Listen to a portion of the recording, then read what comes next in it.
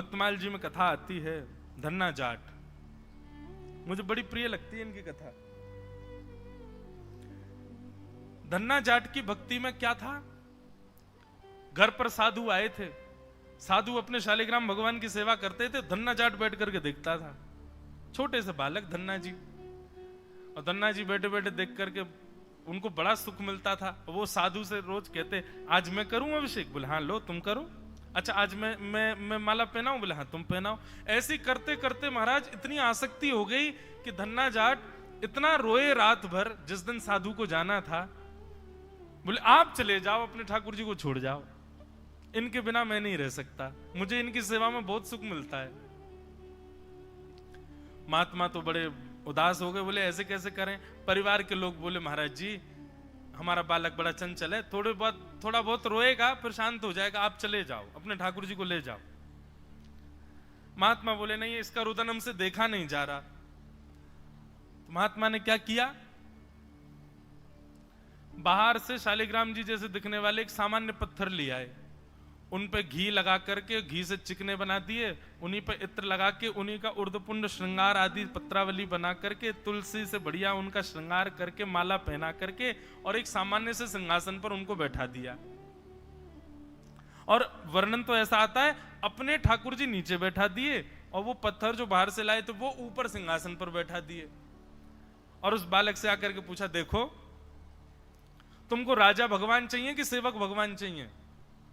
छोटा बालक, धन्ना जी बोले मुझे तो राजा भगवान चाहिए।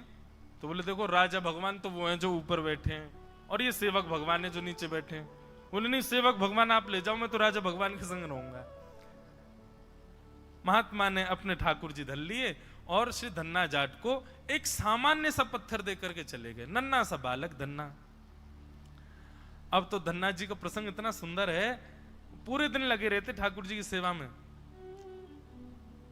महाराज खेती करते थे पिताजी, तो खेत में नए वस्तु जो भी खेत से आती थी, चाहे वो सब्जी हो चाहे वो अन्न हो कुछ भी हो, धन्ना जी तुरंत दौड़ करके जाते और बैलगाड़ी से सामग्री आके उतरती, उससे पहले ही उनकी सब सामग्री निकाल लेते। वो सबसे पहला भोग मेरे ठाकुर जी को लगेगा, राजा भगवान है मेरे, तो उनको अर्पित कर देते। अपनी माँ के पीछे पड़े रहते, बोले मुझे रोली दिलवा दो, चंदन दिलवा दो, मैं कैसे श्रृंगार करूं ठाकुर जी का, मैं श्रृंगार करने की कोई सामग्री नहीं है मेरे पास। वो बाबा तो सब अपने संग लेके चलते थे, मेरे पास तो कुछ भी नहीं है।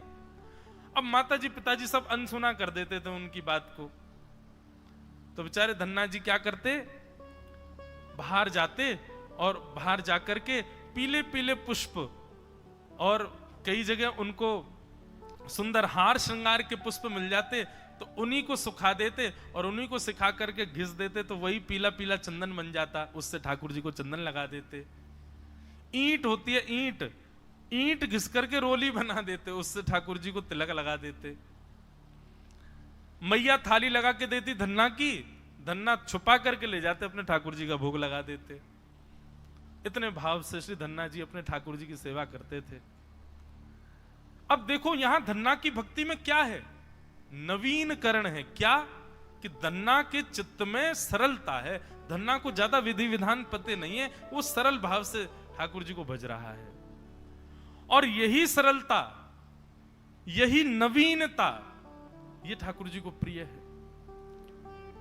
धन्ना जी भोग की थाली रख के और पर्दे लगा करके बैठ गए, बोले ठाकुर जी महाराज जी बता के गए थे पर्दा में भोग लगाते हो आप, भोग लगा लो। थोड़ी देर बाद धन्ना जी ने पर्दा हटा के देखा, ठाकुर जी ने भोग नहीं पाया। फिर से लगा दिया, बोले ठाकुर जी पाल लो ना, आप पाएंगे तभी तो मैं पाऊंगा, नहीं तो मैं खाली पेट रहूंगा। बहुत देर हो गई, ठाकुर जी ने जब नहीं पाया तो धन्ना जी भी वहीं उदास होकर बैठ गए, बोले मत पाओ, आप नहीं पाओगे तो मैं भी नहीं पाऊंगा, मैं भी भूखा प्यासा ऐसे ही बैठा रहूंगा। इस भाव में धन्ना जी जब लेट गए पृथ्वी पर भूखे प्यासे, थोड़ी देर में चटकारों की आवाज आने लगी, मानो जैसे अपनी उंगली चाट चाट करके कोई कुछ प्रसाद पा रहा हो। कोई लगी हुई सब्जी को चाटता है तो जोर से चाट के निकाले उंगली को बाहर, तो चट करके आवाज आती है ना, ऐसे चट चट चटकारे लेकर के कोई खा रहा है, आवाज आ रही है। धन्ना जी उठ करके बैठ गए, बोले चटकारे कौन ले रहा है। बाहर जाके देखा तो घर में तो सब लोग, बाकी सब दोपहर में आराम कर रहे थे, कोई नहीं है। भीतर आकर के जैसे ही महाराज पर्दा हटा करके देखा तो नन्हे से गोपाल जी प्रत्यक्ष बैठे थे।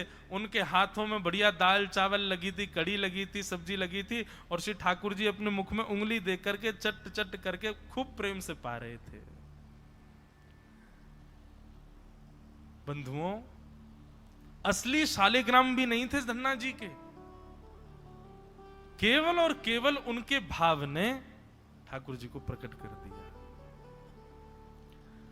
प्रस्तुतिकरण कैसा है, हम कितने घंटे सेवा करते हैं जरूरी नहीं, हमारी जितनी देर भी सेवा होती है, हमारा प्रस्तुतिकरण, हमारा भाव कैसा है, हमारा चित्त कैसा है ठाकुर जी के प्रति, वो ठाकुर जी को प्रिय है।